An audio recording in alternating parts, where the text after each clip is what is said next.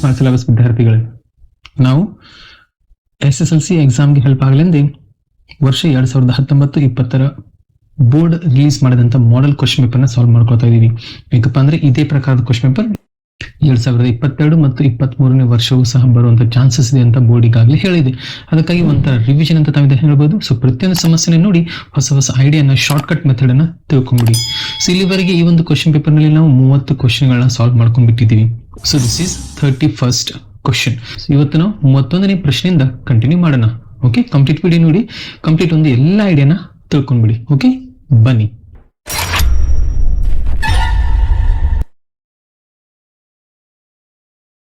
So ವಿದ್ಯಾರ್ಥಿಗಳೇ, 31ನೇ ಪ್ರಶ್ನೆ. ಒಂದು ಗ್ರಾಮದ 100 ಹೊಲಗಳಲ್ಲಿ ಹೆಕ್ಟೇರ್ಗೆ ಉತ್ಪಾದಿಸುವಂತಹ ಗೋಧಿ ಇಳುವರಿಯನ್ನು ಕೆಳಗೆ ಕೋಷ್ಟಕದಲ್ಲಿ ನೀಡುತ್ತಿದೆ. ತಾವಿಲ್ಲಿ ನೋಡಬಹುದು. ಓಕೆ, ಈ ದತ್ತಾಂಶಗಳಿಗೆ ಅಧಿಕ ವಿಧಾನದ ಓಜಿವ್ ರಚಿಸಿ ಅಂತ ಹೇಳಿ ಕೇಳಲಾಗಿದೆ. ವಿದ್ಯಾರ್ಥಿಗಳೇ, ಈ ಓಜಿವ್ ನಕ್ಷೆ ಇದೊಂದು ಗ್ರಾಫ್ ಇದೆಯಲ್ಲ, ಇದು ಸಹ 100% ಎಕ್ಸಾಮ್ ನಲ್ಲಿ ಬರುವಂತಹ ಪ್ರಶ್ನೆ. ಇಷ್ಟೇ ವ್ಯತ್ಯಾಸವೇನು, ಇಲ್ಲಿ ಅಧಿಕ ವಿಧಾನದ ಓಜಿವ್ ಅನ್ನ ಕೇಳಲಾಗಿದೆ, ಎಕ್ಸಾಮ್ ನಲ್ಲಿ ಕಡಿಮೆ ವಿಧಾನದ ಓಜಿವ್ ಸಹ ಕೇಳಬಹುದು. ಸೊ ಅಧಿಕವಾಗಲಿ ಅಥವಾ ಕಡಿಮೆ ವಿಧಾನದ ಓಜಿವ್ ಆಗಲಿ, ಎರಡುಗಳನ್ನು ಯಾವ ರೀತಿ ನಾವು ಸಾಲ್ವ್ ಮಾಡ್ಕೋಬೇಕು ಅನ್ನೋದನ್ನ ಈ ಸಮಸ್ಯೆಯಲ್ಲಿ ತಿಳಿದುಕೊಳ್ಳೋಣ. ಸೊ ಎರಡು ಗ್ರಾಫ್ ಗಳನ್ನ ನಾವಿಲ್ಲಿ ಅಂಡರ್ಸ್ಟ್ಯಾಂಡ್ ಮಾಡ್ಕೊಳ್ತಾ ಹೋಗೋಣ. ಸೊ ತಪ್ಪದೆ ಗಮನ ಬಿಟ್ಟು ನೋಡಿ, ಕಂಪ್ಲೀಟ್ ಐಡಿಯಾ ತಮಗೆ ಸಿಗುತ್ತೆ. ಅವಾಗ ತಾವು ಓಜಿವ್ ನಕ್ಷೆ ಎಷ್ಟೊಂದು ಈಸಿ ಅಂತ ತಾವೇ ಭಾವಿಸ್ತೀರಾ. ಸೊ ಇದು ಅಧಿಕ ವಿಧಾನದ ಓಜಿವ್.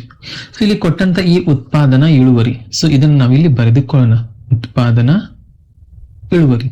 ಸೊ ರೇಂಜಿಂಗ್ ಫ್ರಮ್ ಮೊದಲನೇ ಒಂದು CI ಇದು 40 to 45, ಎರಡನೆಯದು 45 to 50, ನೆಕ್ಸ್ಟ್ 50 to 55, ನೆಕ್ಸ್ಟ್ 55 ನಿಂದ 60, ನೆಕ್ಸ್ಟ್ 60 ನಿಂದ ಇದು 65, ನೆಕ್ಸ್ಟ್ 65 ನಿಂದ ಇದು 70 ವರೆಗೆ ನೀಡಲಾಗಿದೆ.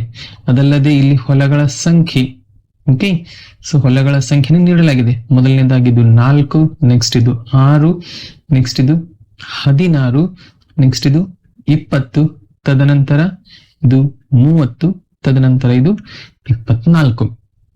ವಿದ್ಯಾರ್ಥಿ, ಒಂದು ಕೀ ಪಾಯಿಂಟ್, ತುಂಬಾ ಇಂಪಾರ್ಟೆಂಟ್ ಅಂತ ಪಾಯಿಂಟ್. ಈಗಾಗಲೇ ಸಂಖ್ಯಾಶಾಸ್ತ್ರ ಪಾಠದಲ್ಲಿ ನಾವು ಈ ಕೇಂದ್ರೀಯ ಪ್ರವೃತ್ತಿಯ ಅಳತೆಗಳು ಅಂದ್ರೆ ಈ ಸರಾಸರಿ, ಮಧ್ಯಾಂಕ ಮತ್ತು ಬಹುಲಕವನ್ನ ಕಂಡುಹಿಡಿಯುವುದನ್ನ ಸೂತ್ರಗಳ ಪ್ರಕಾರ ಕಂಡುಹಿಡಿಯುವುದನ್ನ ಈಗಾಗಲೇ ನಾವು ಅರ್ಥ ಮಾಡ್ಕೊಂಡಿದ್ದೀವಿ. ತಾವು ಇನ್ನೂವರೆಗೆ ಆ ವಿಡಿಯೋ ನೋಡಿಲ್ಲಪ್ಪ ಅಂತಂದ್ರೆ ಲಿಂಕ್ ಕೆಳಗೆ ಡಿಸ್ಕ್ರಿಪ್ಷನ್ ಅಲ್ಲಿಂದ ಹೋಗಿ. ಅದಕ್ಕಾಗಿ ಹೇಳ್ತಾ ಇರ್ತೀನಿ, ನಮ್ಮ ಚಾನಲ್ ಸಬ್ಸ್ಕ್ರೈಬ್ ಮಾಡ್ಕೊಳ್ಳಿ. ಬಹಳಷ್ಟು ಐಡಿಯಾ ನಿಮ್ಗೆ ದೊರೆಯುತ್ತೆ, ಡೆಫಿನೆಟ್ಲಿ ತಮಗೆ ಹೆಲ್ಪ್ ಆಗುತ್ತೆ. ಸೊ ಹಾಗಾದ್ರೆ ಈ ಸರಾಸರಿ ಆಗಲಿ, ಮಧ್ಯಾಂಕ ಆಗಲಿ, ಬಹುಲಕ ಇವುಗಳನ್ನು ಕಂಡುಹಿಡಿಯುವಂತಹ ಒಂದು ವಿಧಾನವನ್ನು ತಿಳ್ಕೊಂಡ್ಬಿಟ್ಟಿದೀವಿ. ಹಾಗಾದ್ರೆ ಈ ಓಜಿವ್ ನಕ್ಷೆಯನ್ನು ಬಿಡಿಸೋದ್ರಿಂದ ನಮಗೆ ಯಾವ ಅಂಶ ತಿಳಿದು ಬರುತ್ತದೆ? ಇದು ಎಷ್ಟು ವಿದ್ಯಾರ್ಥಿಗಳಿಗೆ ತಿಳಿದಿರುವುದೇ ಇಲ್ಲ. ಓಜಿವ್ ನಕ್ಷೆ ತುಂಬಾ easy sir, so just draw ಮಾಡಿಬಿಡ್ತೀವಿ, ಆ ಪ್ರಕಾರ ನಾವು ಹೇಳಬಹುದು. ಆದ್ರೆ ಒಂದು ಮಾತು ನೆನಪಿರ್ಲಿ, ಓಜಿವ್ ನಕ್ಷೆ ಬಿಡಿಸುವಂತ ಉದ್ದೇಶ ಏನಪ್ಪಾ ಅಂತಂದ್ರೆ ಮಧ್ಯಾಂಕವನ್ನ ಕಂಡುಹಿಡಿಯುವುದು. ನೆನ್ಪಿಟ್ಕೊಳ್ಳಿ, ಓಜಿವ್ ನಕ್ಷೆ. ಸೊ ಮಧ್ಯಾಂಕವನ್ನು ಕಂಡುಹಿಡಿಯುವಂತ 2 ವಿಧಾನಗಳಂತ ತಾವಿಲ್ಲಿ ಹೇಳಬಹುದು. ಒಂದು ನಕ್ಷಾ ವಿಧಾನ, ಮತ್ತೊಂದು ಸೂತ್ರದ ವಿಧಾನ. ಸೊ ಓಜಿವ್ ಅನ್ನು ನಾವು ನಕ್ಷಾ ವಿಧಾನದಿಂದ ನಾವು ಈ ಮಧ್ಯಾಂಕವನ್ನ ಕಂಡು ಹಿಡಿಯಬಹುದು. ಇದು ನಮಗೆ ತಿಳಿದಿರಬೇಕು.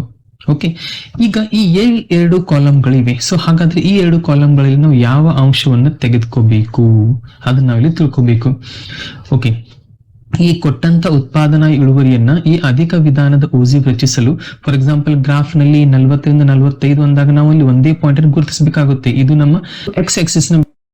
ಅವಾಗ ಇಲ್ಲಿ 2 ಸಂಖ್ಯೆಗಳಿವೆ, 2 ಸಂಖ್ಯೆಗಳನ್ನ ಎಟ್ ಎ ಟೈಮ್ ಗುರುತಿಸಲಿಕ್ಕೆ ಸಾಧ್ಯವಿಲ್ಲ. ಅದಕ್ಕೆ ಎಕ್ಸ್ ಆಕ್ಸಿಸ್ ನ ಒಂದು ಬೆಲೆಗಳನ್ನ ನಾವು ಈ ಪ್ರಕಾರ ತೆಗೆದುಕೊಂಡ್ಬಿಡ್ತೀವಿ. ಏನು, ಇದೇ ಉತ್ಪಾದನಾ ಇಳುವರಿ.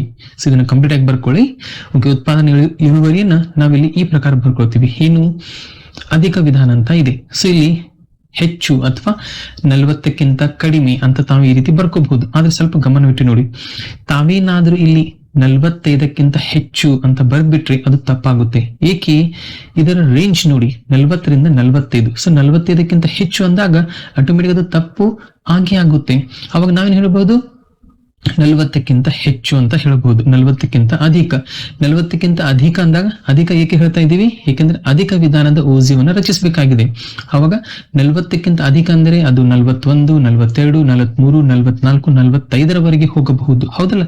ಅದಕ್ಕಾಗಿ ಈ ಸಂಖ್ಯೆಯನ್ನ ನಾವಿಲ್ಲಿ ಪರಿಗಣಿಸಬೇಕು. ಒಂದ್ ಬಾರಿ ಸರ್ಕಲ್ ಮಾಡ್ಬಿಡ್ತೀನಿ, ನೋಡ್ಕೊಳ್ಳಿ ಈ ಸಂಖ್ಯೆಗಳನ್ನ. ಸೊ 40, 45, ಈ 50, ಈ 55, ಈ 60, ಈ 65 ಈ ಸಂಖ್ಯೆ ನಾವಿಲ್ಲಿ ಗಮನಿಸಬೇಕಾಗುತ್ತೆ ವಿದ್ಯಾರ್ಥಿಗಳೇ. ಸೊ ಮೊದಲಿಗೆ ಬಂದ್ಬಿಟ್ಟು ಇಲ್ಲಿ 40ಕ್ಕಿಂತ ಅಧಿಕ ಅಂತ ಬರ್ಕೊಳ್ಳಿ. ನೆಕ್ಸ್ಟ್ ಈ ರೇಂಜ್ ನಲ್ಲಿ ನೋಡಿ 45 ಇದೆ. ಸೊ 45ಕ್ಕಿಂತ ಅಧಿಕ. ಅದೇ ಪ್ರಕಾರ ಈ ರೇಂಜ್ ನಲ್ಲಿ ನೋಡಿ ಇದು 50. ಸೊ 50ಕ್ಕಿಂತ ಅಧಿಕ. ಇಲ್ಲಿ ಬಂದ್ಬಿಟ್ಟು ಇದು 55. ಸೊ 55ಕ್ಕಿಂತ ಅಧಿಕ. ನೆಕ್ಸ್ಟ್ 60ಕ್ಕಿಂತ ಅಧಿಕ. ನೆಕ್ಸ್ಟ್ ಕೊನೆಯದಾಗಿ 65ಕ್ಕಿಂತ ಅಧಿಕ. ಸೊ ಇದು ನಮ್ಮ ಎಕ್ಸ್ ಆಕ್ಸಿಸ್ ನ ನೆನ್ಪಿಟ್ಕೊಂಡ್ಬಿಡಿ, ಇದು ನಮ್ಮ ಎಕ್ಸ್ ಆಕ್ಸಿಸ್ ನ. ಇನ್ನು ವೈ ಆಕ್ಸಿಸ್ ನಮಗೆ ಬೇಕು. ಹಾಗಾಗಿ ಇಲ್ಲಿ ವೈ ಮೇಲೆ ಗುರುತಿಸುವಂತ ಬೆಲೆಗಳು ಅದು ನಮಗೆ ಈ ಕಾಲಮ್ ನಿಂದ ದೊರೆಯುತ್ತೆ ವಿದ್ಯಾರ್ಥಿಗಳು. ಅದನ್ನು ಹೇಗೆ ಪಡೆಯಬೇಕು ಇಲ್ಲಿ ನೋಡಿ. ಸೊ ಇಲ್ಲಿ ತಾವು ಮತ್ತೆ ಹೊಲಗಳ ಸಂಖ್ಯೆ ಅಂತ ಬರೆಯಬಾರದು. ತಾವಿಲ್ಲಿ CF ಕ್ಯುಮ್ಯುಲೇಟಿವ್ ಫ್ರೀಕ್ವೆನ್ಸಿ ಅಥವಾ ಸಂಚಿತ ಆವೃತ್ತಿ ಅಂತ ಬರ್ಕೊಂಡ್ಬಿಡಿ. ನಾನು ಇಂಗ್ಲಿಷ್ ನಲ್ಲಿ ಬರಿತಾ ಇದ್ದೀನಿ CF ಅಥವಾ ಸಂಚಿತ ಆವೃತ್ತಿ ಅಂತ ತಾವೆಲ್ಲ ಹೇಳಬಹುದು. ಏನಿದು ಸಂಚಿತ ಆವೃತ್ತಿ? ಸೊ ನಾವೀಗ ಅಧಿಕ ವಿಧಾನದ ಓಜಿವನ್ನ ಬರಿತಾ ಇದ್ದೀವಿ. ಅಧಿಕ ಅಂದಾಗ ನೆನಪಿಟ್ಕೊಳ್ಳಿ ವಿದ್ಯಾರ್ಥಿಗಳೇ, CF ನಲ್ಲಿ ಮೊಟ್ಟ ಮೊದಲ ಸಂಖ್ಯೆ ದೊಡ್ಡ ಸಂಖ್ಯೆ ಆಗಿರುತ್ತೆ. ತಾವಿಲ್ಲಿ ಕಡಿಮೆ ವಿಧಾನದ ಓಜಿವ್ ಅಂದಾಗ ಇಲ್ಲಿ ಮೊಟ್ಟ ಮೊದಲ ಸಂಖ್ಯೆ ಕಡಿಮೆ ಆಗಿರುತ್ತೆ. ಈ ವ್ಯತ್ಯಾಸ ತಮಗೆ ತಿಳಿದಿರಬೇಕು. ಎಷ್ಟೋ ವಿದ್ಯಾರ್ಥಿಗಳು ಕ್ಲಾಸ್ ನಲ್ಲಿ ಟ್ಯೂಷನ್ಸ್ ನಲ್ಲಿ ನಡೆಯುವಾಗ ಈ ಓಜಿವ್ಗಳನ್ನು ಬಹಳ ಫಾಸ್ಟ್ ಬಿಡಿಸ್ಬಿಡ್ತಾರೆ. ಸರ್ ಇದು ತುಂಬಾ ಈಸಿ ಅಂತ ತಿಳ್ಕೊಂಡ್ಬಿಡ್ತಾರೆ. ಆದ್ರೆ ಅದನ್ನೇ ಪ್ರಿಪರೇಷನ್ ಮಾಡುವಾಗ ಅಥವಾ ಎಕ್ಸಾಮ್ ನಲ್ಲಿ ಅದನ್ನು ಬರೆಯುವಾಗ ಈ ಅಧಿಕ ಮತ್ತು ಕಡಿಮೆಯಲ್ಲಿ ಕನ್ಫ್ಯೂಷನ್ ಮಾಡ್ಬಿಡ್ತಾರೆ. ಸೊ ಅದಕ್ಕಾಗಿ ಟ್ರಿಕ್ ಏನು? ಅಧಿಕ ಅಂದಾಗ ಈ F ನ ಅಥವಾ ಈ CF ನ ಮೊಟ್ಟ ಮೊದಲ ಬೆಲೆ ದೊಡ್ಡದಾಗಿರಬೇಕು. ಏನು ಆ ಬೆಲೆ ಅದನ್ನ ಡಿಸ್ಕಸ್ ಮಾಡೋಣ. ಜಸ್ಟ್ ತಿಳ್ಕೊಳ್ಳಿ, ಇದು ದೊಡ್ಡದಾಗಿರಬೇಕು. ಕಡಿಮೆ ವಿಧಾನದ ಓಜಿ ಬಂದಾಗ ಈ ಮೊಟ್ಟ ಮೊದಲ ಬೆಲೆ ಕಡಿಮೆ ಆಗಿರ್ಬೇಕು. ಇಷ್ಟು ಅಂತ ತಿಳ್ಕೊಂಡ್ಬಿಟ್ರೆ ಈ ಓಜಿ ತುಂಬಾ ಸಿಂಪಲ್ ಆಗುತ್ತೆ ನೋಡಿ. ಸೊ ಏನಿದು? ಸೊ ಇದಕ್ಕಾಗಿ ಯಾವ ಸಂಖ್ಯೆ ಇದಪ್ಪ ಅಂತಂದ್ರೆ ಇಲ್ಲಿ ನೋಡಿ, ಈ ಹೊಲಗಳ ಸಂಖ್ಯೆ ಇದೆಯಲ್ಲ, ಈ ಹೊಲಗಳ ಸಂಖ್ಯೆ ಕೊಟ್ಟಂತ ಎಲ್ಲಾ ಸಂಖ್ಯೆಗಳನ್ನ ಟೋಟಲ್ ಮಾಡ್ಕೊಂಡ್ಬಿಡಿ. 4 + 6 + 16 + 20 + 30 + 24 ಈ ಟೋಟಲ್ ಬರುತ್ತೆ 100. ಅದನ್ನ ಇಲ್ಲಿ ಬರೆದುಕೊಳ್ಳಿ. ಸೊ ಇದು ನೋಡಿ ದೊಡ್ಡ ಸಂಖ್ಯೆ ಆಯ್ತು. ಈಗ ಹೇಗೆ ಕಂಟಿನ್ಯೂ ಮಾಡಬೇಕು? ಈ 100ರಲ್ಲಿ ಈ ಮೊದಲನೇ ಸಂಖ್ಯೆಯನ್ನ ಮೈನಸ್ ಮಾಡಿ. ಇದು -4. ಸೊ ಎಷ್ಟಾಯ್ತು? 96. ಅದೇ ರೀತಿ ಮುಂದುವರಿತಾ ಹೋಗಿ. ಸಿ 96 ನಲ್ಲಿ ಈಗ ಈ ಸಂಖ್ಯೆನ ಮೈನಸ್ ಮಾಡಿ, ಸ್ಕಿಪ್ ಮಾಡ್ಕೋಬೇಡಿ. 96 ನಲ್ಲಿ ಮತ್ತೆ 16 ಮೈನಸ್ ಮಾಡ್ಬಿಡಿ, 6 ಅನ್ನ ಮೈನಸ್ ಮಾಡಿ. -6 ಎಷ್ಟಾಯ್ತು? 96 - 6 ಇದು 90. ಮತ್ತೆ ಇಲ್ಲಿ 90 ಬರೆದುಕೊಳ್ಳಿ. ಮೈನಸ್ ಈಗ 6 ಮೈನಸ್ ಮಾಡಿದೀವಿ. ಅದರ ನೆಕ್ಸ್ಟ್ ಸಂಖ್ಯೆ ಅಂದ್ರೆ ಅದು 16. ಸೊ 16 ಮೈನಸ್ ಮಾಡಿ. 90 - 16 ಎಷ್ಟಾಗುತ್ತೆ? 74. ಈಗ ಮತ್ತೆ 74 ಮೈನಸ್ ಈಗ 20 ಇದೆ. ಸೊ 20 ಮೈನಸ್ ಮಾಡ್ಕೊಳ್ಳಿ. ಸೊ 20 ಎಷ್ಟಾಗುತ್ತೆ? ಇದು 54. ನೆಕ್ಸ್ಟ್ ಕೊನೆಯದಾಗಿ 54 ಮೈನಸ್ ಈಗ 30 that's equal to ಇದು 24. ಈಗ ನಮ್ಮ ಕ್ಯಾಲ್ಕುಲೇಷನ್ ಸರಿನಾ ಅಥವಾ ತಪ್ಪು ಅಂತ ತಾವು ಗಮನಿಸಬೇಕಾದ್ರೆ ಇಲ್ಲಿ ನೋಡಿ, ಈ 24 ಕೊನೆ ಸಂಖ್ಯೆ, ಈ 24 ಕೊನೆ ಸಂಖ್ಯೆ ಸೇಮ್ ಆಗಿ ಬಂದಿರಬೇಕು. ಇದರ ಅರ್ಥ ತಮ್ಮ ಒಂದು ಈ ವ್ಯವಕಲನ 100% ಕರೆಕ್ಟ್ ಆಗಿದೆ. ಇಲ್ಲಿ ಕೊನೆಗೆ ಬಂದಂತ ಸಂಖ್ಯೆ, ಇಲ್ಲಿ ಕೊನೆಗಿರುವಂತಹ ಸಂಖ್ಯೆ ಡಿಫ್ರೆಂಟ್ ಆಗಿದ್ರೆ ತಾವೆಲ್ಲೂ ಮಿಸ್ ಮಾಡಿದ್ರ ಅಂತ ಅರ್ಥ. ಸೊ ಅವಾಗ ತಾವು ಅದನ್ನ ರೀಚೆಕಿಂಗ್ ಮಾಡ್ಕೊಳ್ಳಿ. ಈ 100 - 4 96 - 6 ಇದನ್ನ ಎಕ್ಸ್ಟ್ರಾ ತಮಗೆ ತಿಳಿಯಲೆಂದು ಬರೆದಿದ್ದೀನಿ. ತಾವು ಡೈರೆಕ್ಟ್ ಆಗಿ ಮೈಂಡ್ ನಲ್ಲೇ ಕ್ಯಾಲ್ಕುಲೇಷನ್ ಮಾಡಿಬಿಟ್ಟು ಇದನ್ನ ಬರೆದರೂ ಸಹ ಓಕೆನೆ. ತಿಳಿತಲ್ಲ ವಿದ್ಯಾರ್ಥಿಗಳು? ಈಗ ವಿದ್ಯಾರ್ಥಿಗಳು ನಮಗೆ ಇದು ಎಕ್ಸ್ ಆಕ್ಸಿಸ್ ಮತ್ತೆ ಇದು ವೈ ಆಕ್ಸಿಸ್ ಇದರ ಬೆಲೆಗಳು ನಮಗೆ ಈಗ ದೊರೆತವು. ಸೊ ಈ ಎಕ್ಸ್ ಮತ್ತು ವೈ ಬೆಲೆಗಳನ್ನ ಯೂಸ್ ಮಾಡ್ಕೊಂಡ್ಬಿಟ್ಟು ನಾವೀಗ ಗ್ರಾಫ್ ನಲ್ಲಿ ಇದನ್ನ ಡ್ರಾ ಮಾಡಬೇಕು. ಸೊ ಹೇಗೆ ಗ್ರಾಫ್ ನಲ್ಲಿ ಡ್ರಾ ಮಾಡಬೇಕು ಸ್ವಲ್ಪ ಗಮನ ಬಿಟ್ಟು ನೋಡಿ. ಅಷ್ಟೊಂದು ಡಿಫಿಕಲ್ಟ್ ಆಗಿಲ್ಲ, ತುಂಬಾ ಈಸಿ. ಈ ಎಕ್ಸ್ ಅಂದಾಗ 40ಕ್ಕಿಂತ ಅಧಿಕ ಅಂತ ತಿಳ್ಕೊಬೇಡಿ. ಜಸ್ಟ್ 40 45 50 55 60 65. ಅದೇ ಪ್ರಕಾರ ವೈ ಅಕ್ಷೆಯ ಮೇಲೆ ಸಂಖ್ಯೆಗಳು 100 96 90 74 54 24 ಇಷ್ಟೇ. ತಿಳಿತಲ್ಲ ವಿದ್ಯಾರ್ಥಿಗಳು? ಬನ್ನಿ ಈಗ ಗ್ರಾಫ್ ನಲ್ಲಿ ಈ ಒಂದು ಸಂಖ್ಯೆಗಳನ್ನ ಮಾರ್ಕ್ ಮಾಡ್ಕೊಳ್ಳೋಣ. ನೋಡೋಣ ಯಾವ ರೀತಿ ಗ್ರಾಫ್ ಬರುತ್ತೆ ಅಂತ. ವಿದ್ಯಾರ್ಥಿ ತಾವು ಸ್ಕ್ರೀನ್ ನೋಡಬಹುದು. ನಮಗೆ ಎಕ್ಸ್ ಮತ್ತು ವೈ ಗಳ ಬೆಲೆಗಳು ಅಷ್ಟೇ ಆದ್ರೆ ಸಾಕು. ಈ ರೀತಿ ತಾವು ಗ್ರಾಫ್ ನಲ್ಲಿ ಮೊದಲಿಗೆ ಲೈನ್ ಗಳನ್ನ ಎಳೆದುಕೋಬೇಕು. ಇದು ಎಕ್ಸ್ ಅಕ್ಷೆ, ಇದು ಎಕ್ಸ್ ಡ್ಯಾಶ್. ಅದೇ ಪ್ರಕಾರ ಇದು ವೈ ಡ್ಯಾಶ್. ವಿದ್ಯಾರ್ಥಿ ನೆನ್ಪಿಟ್ಕೊಳ್ಳಿ, ಗ್ರಾಫ್ ಎಂದಾಗ ಇದು ಒಂದು ಪ್ರಕಾರ ಬ್ಯೂಟಿ ಆಫ್ ದ ಮ್ಯಾಥ್ಸ್. ತಾವು ಬೆಸ್ಟ್ ಆಗಿ ಇದನ್ನ ರಚನೆ ಮಾಡಬೇಕು. ಯಾರೇ ತಮ್ಮ ಪೇಪರ್ ಚೆಕ್ ಮಾಡಲಿ ಅವರು ಇದರಲ್ಲಿರುವಂತಹ ಮಾರ್ಕ್ಸ್ ಗಳನ್ನ ಕಡಿಮೆ ಮಾಡ್ಲಿಕ್ಕೆ ಸಾಧ್ಯನೇ ಇರಬಾರ್ದು. ಆ ರೀತಿ ಬೆಸ್ಟ್ ಆಗಿ ತಾವು ಈ ಗ್ರಾಫ್ ಅನ್ನ ರಚನೆ ಮಾಡಿ. ಯಾಕಪ್ಪ ಅಂದ್ರೆ 2 ಗ್ರಾಫ್ಗಳಿವೆ, ತಾವು ಲಕ್ಕಿ. ಒಂದು 2 ಚರಾಕ್ಷರ ರೇಖಾತ್ಮಕ ಸಮೀಕರಣಗಳು, ನೆಕ್ಸ್ಟ್ ಇದೊಂದು. ಸೊ 2 ಗ್ರಾಫ್ಗಳಲ್ಲಿ ಹೆಚ್ಚು ಕಡಿಮೆ 7ರಿಂದ 8 ಅಂಕಗಳು, ಹೆಚ್ಚು ಕಡಿಮೆ 7 ಅಂತ ತಿಳ್ಕೊಂಡ್ಬಿಡಿ, 4+3. ಸೊ ಔಟ್ ಆಫ್ 80 ಮಾರ್ಕ್ಸ್ ಈ 7 ಮಾರ್ಕ್ಸ್ ತಮ್ಗೆ ಈಗಾಗಲೇ ಬರ್ತಾನೆ ಇರಬೇಕು. ಇದೆಲ್ಲ ವಿದ್ಯಾರ್ಥಿಗಳೇ. ಸೊ ಆ ಪ್ರಕಾರ ಇದನ್ನ ಪ್ರಾಕ್ಟೀಸ್ ಮಾಡ್ಕೊಳ್ಳಿ. ಓಕೆ, ಇಲ್ಲಿ ನಾವು ಎಕ್ಸ್ ಅಕ್ಷೀಯ ಸಂಖ್ಯೆಗಳನ್ನು ಗುರುತಿಸ್ಕೊಂಡ್ಬಿಟ್ಟಿದೀವಿ. 40, 45, ನೆಕ್ಸ್ಟ್ 50, 55, 60, 65, ನೆಕ್ಸ್ಟ್ 70. ಅದೇ ಪ್ರಕಾರ ಇಲ್ಲಿ y ಅಕ್ಷೀಯ ಸಂಖ್ಯೆ. ಸೊ ಇಲ್ಲಿ ತಾವು ನೋಡಬಹುದು y ಅಕ್ಷದಲ್ಲಿ ಅತ್ಯಂತ ಚಿಕ್ಕ ಸಂಖ್ಯೆ 24 ಇದೆ.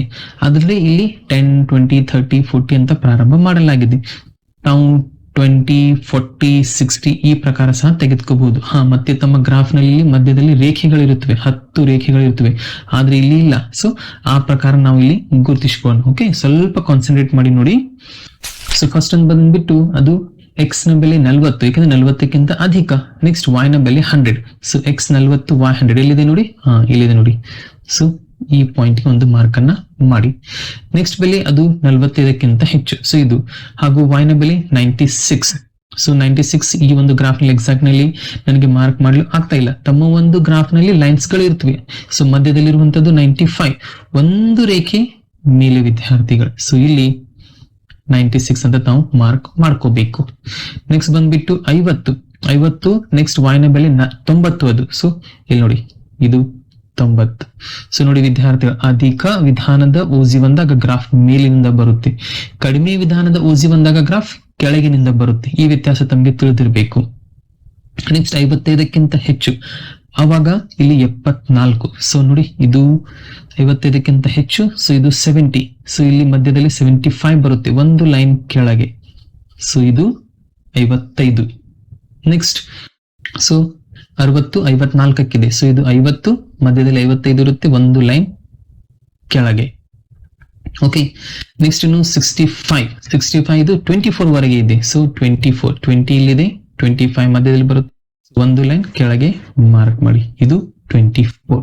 ಸೊ ನೋಡಿ ಗ್ರಾಫ್ ನಲ್ಲಿ ಈ ರೀತಿ ಕೆಲವೊಂದು ಬಿಂದುಗಳು ದೊರೆತವು. ಈಗ ನಾವು ಇವುಗಳನ್ನ ಸ್ಕೇಲ್ ನ ಸಹಾಯವಿಲ್ಲದೆ ಸೇರಿಸಬೇಕು. ನೆನ್ಪಿಟ್ಕೊಳ್ಳಿ, ಸ್ಕೇಲ್ ಅನ್ನು ಉಪಯೋಗಿಸ್ಕೊಂಡ್ಬಿಡಿ. ಜಸ್ಟ್ ರಫ್ಲಿ ತಾವು ಒಂದು ಈ ಪಾಯಿಂಟ್ ಗಳನ್ನ ಕೂಡಿಸ್ಕೊಂಡ್ಬಿಡಿ. ಇಲ್ಲಿ ನೋಡಿ ಈ ಪ್ರಕಾರ ಈ 2 ಬಿಂದುಗಳು, ನೆಕ್ಸ್ಟ್ ಈ 2 ಬಿಂದುಗಳು, ಅದೇ ಪ್ರಕಾರ ಈ 2 ಬಿಂದುಗಳು, ಅದೇ ಪ್ರಕಾರ ನೆಕ್ಸ್ಟ್ ಇಲ್ಲಿ, ತದನಂತರ ಇದು. ಆಯ್ತು ವಿದ್ಯಾರ್ಥಿ, ಇದೇ ಅಧಿಕ ವಿಧಾನದ ಓಜಿಎಫ್ ಗ್ರಾಫ್. ಸೊ ನೋಡಿ ಮೇಲಿನಿಂದ ಇದು ಪ್ರಾರಂಭ ಆಗುತ್ತೆ, ಕೆಳಗೆ ಬಂದು ಎಂಡ್ ಆಗುತ್ತೆ. ಕಡಿಮೆ ವಿಧಾನ ಓಜಿನಲ್ಲಿ ಮತ್ತೆ ರಿಪೀಟ್ ಮಾಡ್ತಾ ಇದ್ದೀನಿ, ಕೆಳಗಿನಿಂದ ಪ್ರಾರಂಭ ಆಗುತ್ತೆ, ಮೇಲೆ ಹೋಗಿ ಎಂಡ್ ಆಗುತ್ತೆ. ಇಲ್ಲಿ ಮತ್ತೊಂದು ಸ್ವಲ್ಪ ಒಂದು ಚಿಕ್ಕ ವಿಷಯ ಇದೆ, ಅದನ್ನ ತಾವು ತಿಳಿದುಕೊಂಡಿರ್ಬೇಕು. ಸೊ ತಾವು ನೋಡ್ಬೋದು, ಇದು 0 ಆದ್ಮೇಲೆ ಡೈರೆಕ್ಟ್ ಆಗಿ 40 ಬರ್ತಾ ಇದೆ. ಇದರ ಅರ್ಥ ಇಲ್ಲಿ 30, 20, 10 ಮಿಸ್ ಆಗಿದೆ, ಹೌದಲ್ಲ? ಅದಕ್ಕೆ ನಾನು ಮಾಡ್ಬೇಕು, ಜಸ್ಟ್ ಈ ರೀತಿ ಒಂದು ಲೈನ್ ಅನ್ನು ಹೇಳಿದ್ರೆ ಸಾಕು. ಇದರ ಅರ್ಥ ಇಲ್ಲಿ ಸಂಖ್ಯೆಗಳಿವೆ, ಇದರ ಅರ್ಥ ಇದು. ಸೊ ಅಷ್ಟನ್ನ ಮಾರ್ಕ್ ಮಾಡಿ. ನೆಕ್ಸ್ಟ್ ಇನ್ನೊಂದು ಇಂಪಾರ್ಟೆಂಟ್ ವಿಷಯ ಇದೆ, ಏನು? ಸ್ಕೇಲ್ ಅನ್ನ ನಾವಿನ್ನು ಇಲ್ಲಿ ಬರೆದಿಲ್ಲ. ಸೊ ಸ್ಕೇಲ್ ಅನ್ನ ಬರ್ಕೊಂಡ್ಬಿಡಿ. ಹೇಗೆ ಬರಿಬೇಕು ಸ್ಕೇಲ್? ಸ್ವಲ್ಪ ನೀಟಾಗಿ ಕಾಣಿಸ್ಲಿ, ಅದಕ್ಕಾಗಿ ಈ ಮೆಥಡ್ ಅನ್ನು ಹೇಳ್ತಾ ಇದ್ದೀನಿ. 1 2 3 4 5. ಸೊ 1 2 3 4 5. ಸೊ ಇಷ್ಟರಲ್ಲಿ ತಮ್ಮ ಸ್ಕೇಲ್ ಬರೆದರೆ ತುಂಬಾ ಚೆನ್ನಾಗಿ ಕಾಣಿಸುತ್ತೆ ವಿದ್ಯಾರ್ಥಿಗಳು. ಸೊ ನೋಡಿ ಈ 5 ಬಾಕ್ಸ್ ಅಲ್ಲಿ ಬರೆದು ಬಿಡ್ತೀನಿ. ಎಕ್ಸ್ ಅಕ್ಷೆ. ಸೊ ಎಕ್ಸ್ ಅಕ್ಷೆಯಲ್ಲಿ ನಾವು ಇಲ್ಲಿ ನೋಡಿ 1 ಸೆಂಟಿಮೀಟರ್ ಅಂದಾಗ 40ರಿಂದ 45. ಸೊ ಇದರ ಅರ್ಥ 5 ಮಾನಗಳು, ಹೌದಲ್ಲ? ಸೊ ಎಕ್ಸ್ ಅಕ್ಷೆಯಲ್ಲಿ 1 ಸೆಂಟಿಮೀಟರ್ ಇಸ್ ಈಕ್ವಲ್ ಟು 5 ಮಾನಗಳು. ಅದೇ ಪ್ರಕಾರ y ಅಕ್ಷೆ ನೋಡಿ. ಸೊ y ಅಕ್ಷೆ ಇದು 1 centimetre is equal to, so 1 centimetre ಅಂದಾಗ 10 ಮಾನಗಳು ಅಂತ ತೆಗೆದುಕೊಳ್ಳಲಾಗಿದೆ. ಸೊ ಇದನ್ನ 10 ಮಾನಗಳು ಅಂತ ಬರೆದ್ಬಿಡಿ. ಇದು ವಿದ್ಯಾರ್ಥಿಗಳೇ ಓಜಿಗಾಗಿ ತಾವು ಮಾಡಬೇಕಾದಂತ ಕಾರ್ಯ ತಿಳಿತಲ್ಲ. ಸೊ ಇಷ್ಟೊಂದು ತಾವು ಪ್ರಾಕ್ಟೀಸ್ ಮಾಡ್ಕೊಂಡ್ಬಿಟ್ರೆ ಓಜಿಫ್ ಕಡಿಮೆ ಆಗಿರ್ಲಿ ಅಥವಾ ಓಜಿಫ್ ಹೆಚ್ಚಿನ ವಿಧಾನ ಆಗಿರ್ಲಿ, ತಮ್ಗೆ ಅಧಿಕ ವಿಧಾನ ಆಗಿರ್ಲಿ, ತಮ್ಗೆ ಗ್ರಾಫ್ ಬಂದೇ ಬರುತ್ತೆ. 100% ತಾವು ಸ್ಕೋರ್ ಮಾಡ್ತೀರಾ. ಸೊ ಇದು ತುಂಬಾ ಇಂಪಾರ್ಟೆಂಟ್ ಅಂತ ಮೆಥಡ್ ವಿದ್ಯಾರ್ಥಿಗಳು. ಅದಕ್ಕಾಗಿ ಇದನ್ನ ತಾವು ಪ್ರಾಕ್ಟೀಸ್ ಮಾಡ್ಕೊಳ್ಳೇಬೇಕು ಹಾಗೂ ಇದರಲ್ಲಿ ಅಂಕಗಳನ್ನ ಪಡಿಲೇಬೇಕು. ಈಸಿ ಅನಿಸ್ತಾ ಇದೆಯಲ್ಲ? ಸೊ ಈಸಿ ಅನ್ಸಿದ್ರೆ ನಿಮ್ಮ ಫ್ರೆಂಡ್ಸ್ಗೂ ಸಹ ಇದನ್ನ ಫಾರ್ವರ್ಡ್ ಮಾಡಿ, ಕಮೆಂಟ್ ನಲ್ಲಿ ತಿಳಿಸಿ ಇದರ ಬಗ್ಗೆ ತಮ್ಮ ಅಭಿಪ್ರಾಯ. ಇನ್ನು ಹೆಚ್ಚಿನ ವಿಡಿಯೋಗಳು ಬರ್ತಾ ಇವೆ, ಅವುಗಳನ್ನು ಸಹ ನೋಡಿ ತಾವು ತಮ್ಮ ಎಕ್ಸಾಮ್ ಅನ್ನ ರಾಕಿಂಗ್ ಮಾಡ್ಕೋಬಹುದು. ಓಕೆ, ಸೊ ಇದಾಯ್ತು ಕ್ವಶನ್ ನಂಬರ್ 31. ಇನ್ನು ಮುಂದಿನ ಒಂದು ವಿಡಿಯೋದಲ್ಲಿ ನಾವು ಕ್ವಶನ್ ನಂಬರ್ 32ಗೆ ಸಾಗೋಣ. ಅದನ್ನು ಸಹ ತಪ್ಪದೆ ನೋಡಿ. ಸೊ ಈ ರೀತಿ ಬಹಳಷ್ಟು ನಿಮ್ಮ ಟೆನ್ಸ್ಗೆ ಹೆಲ್ಪ್ ಆಗುವಂತ ವಿಡಿಯೋಗಳು ಬರ್ತಾ ಇವೆ. ಅದಕ್ಕಾಗಿ ನಿಮ್ಮ ಚಾನಲ್ ಸಬ್ಸ್ಕ್ರೈಬ್ ಮಾಡ್ಕೊಳ್ಳಿ, ಬೆಲ್ ಐಕಾನ್ ಮತ್ತೆ ನಿಮ್ಮ ಫ್ರೆಂಡ್ಸ್ಗೂ ಸಹ ವಿಡಿಯೋನ ಶೇರ್ ಮಾಡಿ. ಮತ್ತೆ ಭೇಟಿಯಾಗೋಣ ಮುಂದಿನ ವಿಡಿಯೋದಲ್ಲಿ. ಅಲ್ಲಿವರೆಗೆ ಚೆನ್ನಾಗಿ ಓದಿ, ಚೆನ್ನಾಗಿ ಅಭ್ಯಾಸ ಮಾಡಿ.